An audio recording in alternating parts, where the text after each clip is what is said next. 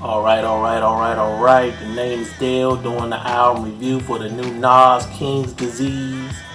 This album review is done on behalf of Audio Liquor Magazine. Full disclosure, NAS is on my Mount Rushmore of best MCs / rap artists to ever do it. As a matter of fact, he's in my top 3. You know, he has 14 solo albums. That's including the 2 Lost Tape albums.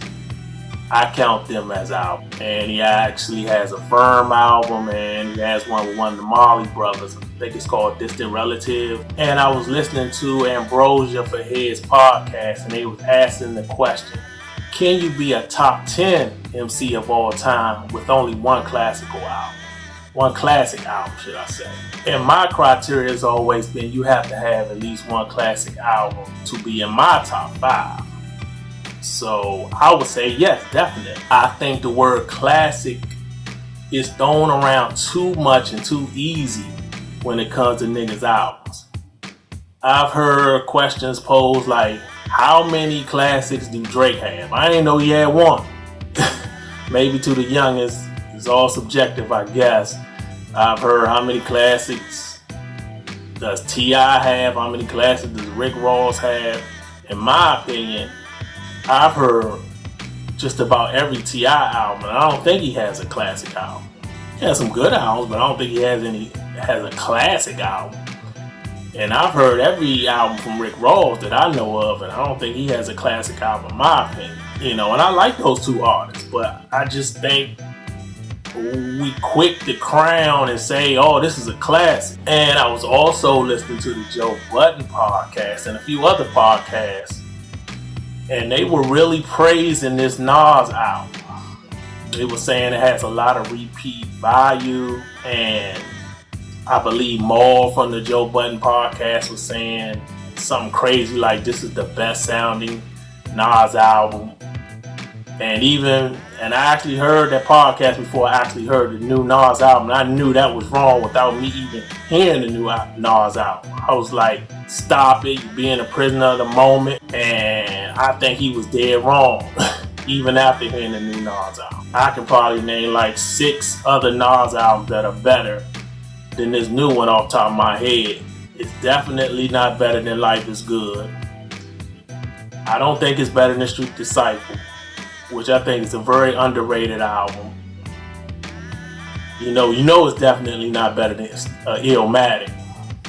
You can make the case of Stillmatic is probably better. Nas I Am is probably better. It Was Written is probably better. I think the first Lost Tape album, you can make a case for that being better than this new album. And don't get me wrong, this new joint is not bad, but I don't think it deserves the praise that it's getting. As a matter of fact, before I actually heard the new Nas album, my folks, Tony, he was saying that he wasn't really feeling it. Like, he came off like it was boring, and from what I gather from him, it was more so due to the production than anything. I'm like in the middle of the road. I think it's a solid album, but not great. I was a little leery of Hitboy doing all the production. I was asking myself, why him? Why let this dude do a whole album? Why not get DJ Premier, which people been clamoring for decades? Like, why he don't do a whole joint with DJ Premier? Or why he didn't get the Alchemist to do a whole joint with? I wasn't too familiar with Hitboy's catalog production credits.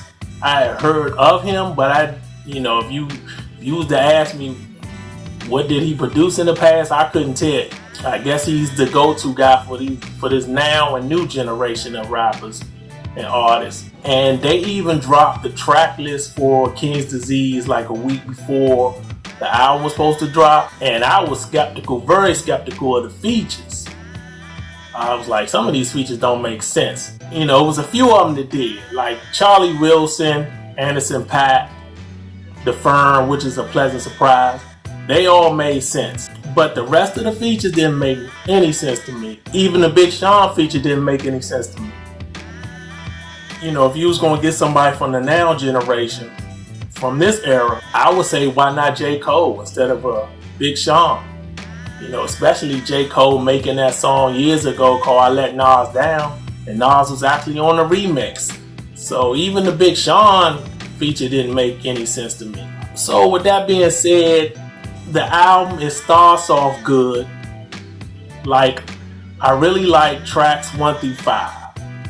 6 through 9, not so much. I wasn't really feeling it. It picks back up 10 through 12. And then the 13th track, I wanted to like it. I tried to like it.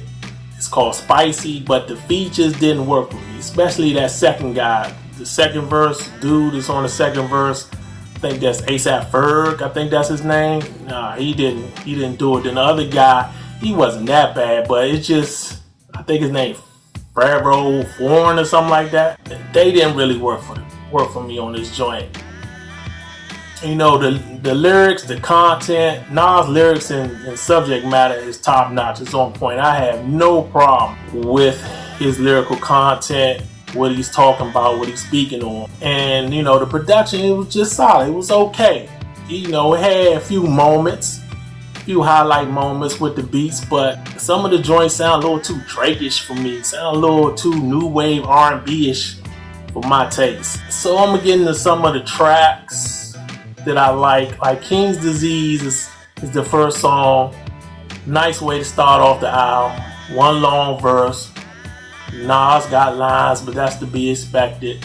And you got another track called Blue Benz. I dig it a lot.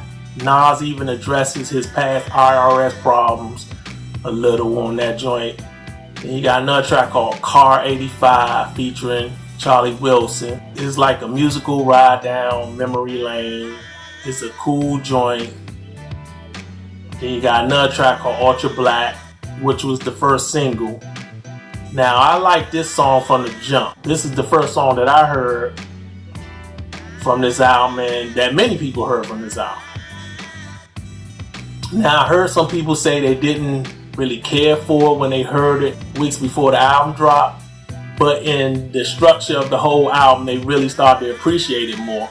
I like the song from the jump. It's a celebration of being black, being proud to be black. It's an upbeat, uplifting song about being black, which I think we need right now. And I also dig the video. The video is well done. It makes me even like the song more than I already did. And you got another track called 27 Summers. It's a short but strong song. It's a banger. Really like it. And you got another track called Full Circle, which a lot of people heard before the album dropped. This is featuring The Firm. AZ kills it. You got Cormega on the joint. Foxy Brown seems to be the only one that feels out of place. And that's just due to she's off subject. Everybody else seems to be rapping. Well, let's say Nas, AZ, and Cormega seems to be rapping about relationships in some form of another. And she just seems to be doing a bunch of bragging. You know, her rhyme wasn't bad, but it just was off subject compared to what they were talking about. And she's like the fourth person on here. But they do have Dr. Dre at the end of the joint, which was a pleasant surprise. It would have been nice to have Nature on this joint since he used to be part of the Firm. He actually replaced Cormega in the Firm when Cormega and Nas had a falling out. So it would have been nice to hear Nature on this joint too, because Nature can rap. You had another track called 10 Points. It's a cool track. I like the hook. Nas is dropping knowledge on this verse. Really dig it. Really dig it. Then you got another track called The Cure. One of my favorite joints on here. I like how the beat switches up. Changes up, should I say, and the change up is even stronger. I dig the first part of the music of the track, the beat on the first part of the song, but when it changes up, it really gets stronger. It really makes the song what it is. One of the standout songs on here. So overall, I would give this new Nas album a B.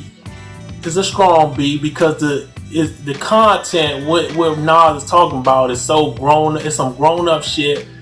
I appreciate what he's talking about. It's just that some of the songs, the production didn't work for me, and it's mainly the features. I don't even think the production was that bad on the songs that I didn't care for.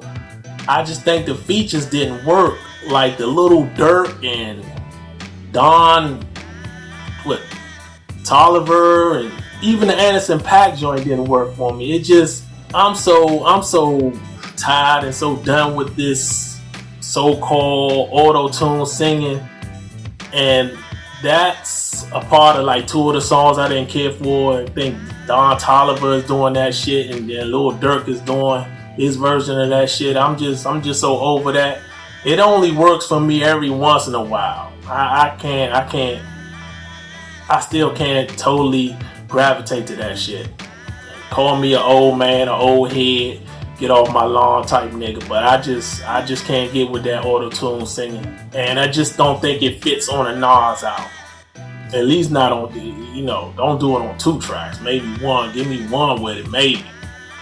And the Anderson .Paak joint didn't work for me, which I was surprised, because usually when Anderson .Paak is featured on somebody's song, it's a bang. It's like one of the standout songs on the album, but this didn't work for me. He just went on too long. I wasn't feeling it. So still, I like the fact that people are praising and showing so much love for this album, even though I think it's getting more praise than it should. But I'm not gonna knock it. Keep it coming.